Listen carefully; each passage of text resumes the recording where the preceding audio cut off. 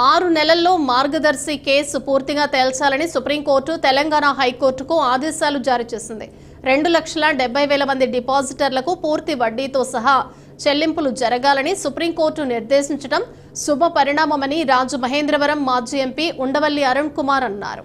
స్థానిక ప్రకాశం నగర్ ధర్మంచెర కమ్యూనిటీ హాల్లో శుక్రవారం జరిగిన మీడియా సమావేశంలో ఉండవల్లి మాట్లాడుతూ ఉభయ తెలుగు రాష్ట్రాలు రిజర్వ్ బ్యాంక్ భాగస్వామ్యంతో 6 నెలల్లో విచారణ జరగాలని 45S పై రిటైర్డ్ జడ్జితో విచారణ జరగాలని కోర్టు నిర్దేశించిందన్నారు. మార్గదర్శి చెల్లింపులు నేను పర్యవేక్షించాలని సుప్రీంకోర్టు నాకు గౌరవం ఇచ్చిందని పేర్కొన్నారు. చట్టం ముందు రామోజీరావు కూడా సమానమే అనేది నా వాదన అని, మార్గదర్శి కేసులో సుప్రీంకోర్టులో నాకు న్యాయం జరిగిందని అన్నారు.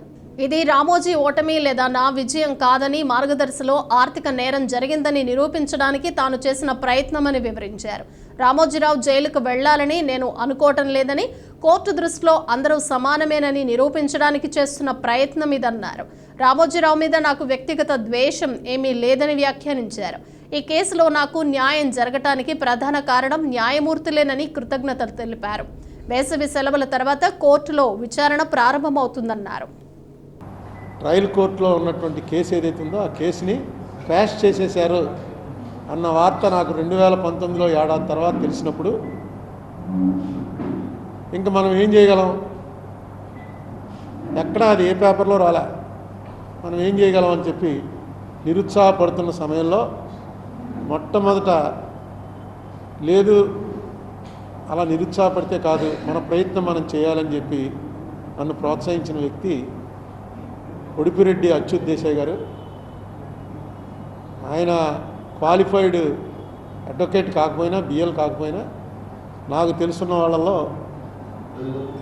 కాన్స్టిట్యూషనల్ ఎక్స్పర్టీస్లో ఆయన్ని మించిన వాడు లేడనుకుంటాను నేను. కోర్టులో వేరు, ఇక్కడ వేరు. మనం మాట్లాడుకోవటంలో వేరు. కోర్టులో ఒక్క మాట అయితే అధికంగా మాట్లాడినా అది మనకు తేడా అయిపోతుంది. కోర్టులో నన్ను పట్టుకుని సిద్ధార్థ లోద్రా గారు కడిగి పారేశాడు. కడిగి పారేస్తుంటే నేను కౌంటర్ ఇద్దాం అనుకున్నాను. కౌంటర్ ఇద్దామంటే రమేష్ లాగి చెప్పాడు ఊరుకో అని. ఏంటంటే బెంచి మనం మాట్లాడుతుంది బెంచితోటి, ఇక్కడ ఉన్న సిద్ధార్థ లోద్రాతోటి కాదు మన గొడవ. బెంచి మనకు ఆయన మాటలు నమ్ముతోంది అని మనకు అనుమానం వస్తే అప్పుడు మనం వెర్షన్ చెప్పాలి. బెంచి వాళ్ళు అడుగుతున్నారు కదా ఇదేంటని. ఏంటి సిద్ధార్థ లోద్రా గారు చెప్పింది? నేను బయటకు వచ్చి మాట్లాడకూడదని, ఈ ప్రెస్ మీట్ పెట్టకూడదు. బయటికి వెళ్ళేసి ఇంకా అరుణ్ కుమార్ మొదలెట్టేస్తాడు. 87 ఏళ్ల రామోజీరావు గారికి ఎంత హ్యూమిలియేషను అంటే ఇంకా మనం ఇంకేం చెప్తాం అంటే ఓకే, అది ఓపెన్ పెడుతున్నాం, రిజర్వ్ బ్యాంక్ని పార్టీ చేస్తారు. ఇది కూడా ఒక ఆఫీస్ అనేసి, ఎందుకంటే 5,000 10,000 ఉన్న వాళ్ళు డిపాజిట్ చేసుకున్న వాళ్ళు ఉంటారు. జడ్జి గారు అన్న మాటలు 5,000 10,000 డిపాజిట్ చేసుకున్న వాళ్ళు కోర్టుకు రాగలరా? 50,000 ఫీజు ఇచ్చి వాళ్ళకు కూడా న్యాయం జరగాలి కదా. మీరు కరెక్ట్గా పే చేసేసాం అంటున్నప్పుడు ఏముంది ఇందులో? చూస్తారు, ఎంక్వైరీ చేస్తారు. ఎవరన్నా పిటిషనర్స్ ఉంటే మా డబ్బు రాలేదండి అంటే కోర్టుకు కాగితం పెట్టుకుంటారు, వాళ్ళ డబ్బు వాళ్ళకి ఇప్పించేస్తారు.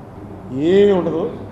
ఎందుకంటే కోర్టు వారి చేతిలో ఉంది. ఇప్పుడు గవర్నమెంట్ వారు కొంచెం వీక్గా పెట్టచ్చు ఆర్గ్యుమెంటు.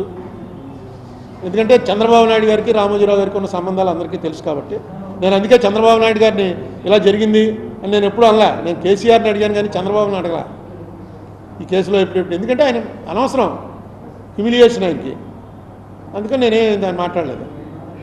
ఏదైనా దీని అంత కోర్టు, సుప్రీంకోర్టు ఇంత సీరియస్గా తీసుకున్నాక హైకోర్టులు కూడా అంతే సీరియస్గా తీసుకుంటాయి. సో ఇప్పుడు తెలంగాణ నేను రేవంత్ రెడ్డి గారిని అపాయింట్మెంట్ అడుగుతున్నాను. అపాయింట్మెంట్ ఇస్తే వెళ్ళి కలుస్తాను. ఒకవేళ టైం లేదంటే లెటర్ రాస్తాను.